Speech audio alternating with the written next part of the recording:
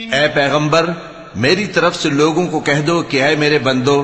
جنہوں نے اپنی جانوں پر زیادتی کی ہے اللہ کی رحمت سے نا امید نہ ہونا، اللہ تو سب گناہوں کو بخش دیتا ہے، بے شک وہی تو ہے بڑا بخشنے والا بڑا مہربان۔ اور اس سے پہلے کہ تم پر عذاب آ واقع ہو اپنے پروردگار کی طرف رجوع کرو اور اس کے فرما بردار ہو جاؤ، ورنہ بعد میں تم کو مدد نہیں ملے گی۔ اور اس سے پہلے کہ تم پر ناگہاں عذاب آ جائے اور تم کو خبر بھی نہ ہو اس نہایت اچھی کتاب کی جو تمہارے پروردگار کی طرف سے تمہاری جانب نازل ہوئی ہے پیروی کرو۔ ایسا نہ ہو کہ اس وقت کوئی شخص کہنے لگے کہ ہائے اس کوتاہی پر افسوس ہے جو میں نے اللہ کا حق ماننے میں کی اور میں تو ہنسی ہی کرتا رہا، یا یہ کہنے لگے کہ اگر اللہ مجھ کو ہدایت دیتا تو میں بھی پرہیزگاروں میں ہوتا، یا جب عذاب دیکھ لے تو کہنے لگے کہ اگر مجھے پھر ایک دفعہ دنیا میں جانا ہو۔ ارشاد ہوگا کیوں نہیں، میری آیتیں تیرے پاس پہنچ گئی تھی مگر تو نے ان کو جھٹلایا اور شیخی میں آ گیا اور تو کافر بن گیا۔ اور اے مخاطب جن لوگوں نے اللہ پر جھوٹ بولا تم قیامت کے دن دیکھو گے کہ ان کے چہرے سیاہ ہو رہے ہوں گے، کیا تکبر کرنے والوں کا ٹھکانہ دوزخ میں نہیں ہے؟ اور جو پرہیزگار ہیں ان کی کامیابی کے سبب اللہ ان کو نجات دے گا، نہ تو ان کو کوئی تکلیف پہنچے گی اور نہ وہ غمناک ہوں گے۔ اللہ ہی ہر چیز کا پیدا کرنے والا ہے اور وہی ہر چیز کا نگراں ہے،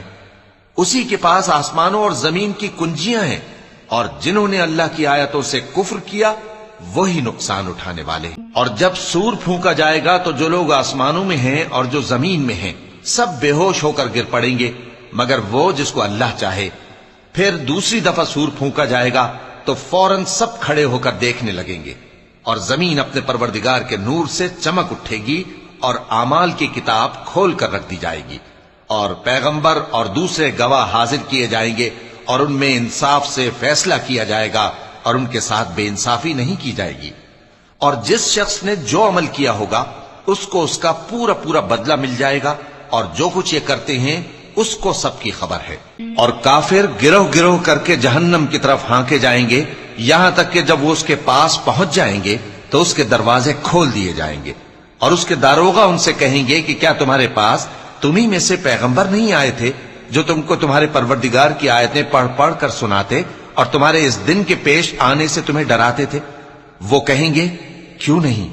لیکن کافروں کے حق میں عذاب کا حکم ثابت ہو چکا تھا۔ کہا جائے گا کہ دوزخ کے دروازوں میں داخل ہو جاؤ، ہمیشہ اس میں رہو گے، سو تکبر کرنے والوں کا برا ٹھکانہ ہے۔ اور جو لوگ اپنے پروردگار سے ڈرتے ہیں ان کو گروہ گروہ کر کے بہشت کی طرف لے جایا جائے گا یہاں تک